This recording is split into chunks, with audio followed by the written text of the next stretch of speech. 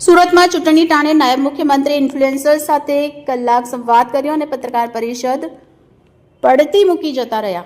Reporter ચેતન તરી, bullet 26 Gujarat news, Surat.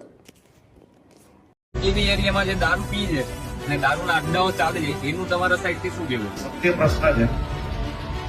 આ પ્રશ્નમાં આપણે બે વસ્તુ જરૂરથી કરવી જોઈએ.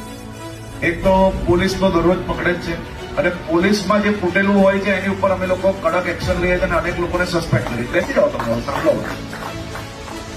એની જોડે જોડે સામાજિક બી આ લડાઈ એટલી જ મોટી છે. સામાજિક લડાઈ આપણે જેટલું ધારીએ છીએ એનાથી બી મોટી છે. દરેક સમાજની અંદર આપણે આને સામાજિક મુદ્દો બનાવીને મજબૂતાઈથી સમાજની અંદર આવા જેટલા બી દૂષણ જોડે જોડાયેલા લોકો છે એને દૂષણ છોડાવવા માટે બી આપણે પ્રયાસ સાથે મળીને કરવો પડશે. હજી બી અમે આના જે કંઈ ટોલ ફ્રી નંબર્સ બી રાખેલા છે એના પર બી માહિતી લઈએ છીએ. કાલની જ વાત કરું તો કાલે કમસે કમ ગુજરાતની અંદર 50થી વધારે જગ્યાઓ પર આપણે દારૂ પકડ્યો છે અને હજી બી વધુ ઝડપથી અમે લોકો આમાં કામગીરી કરવા માટે આપણે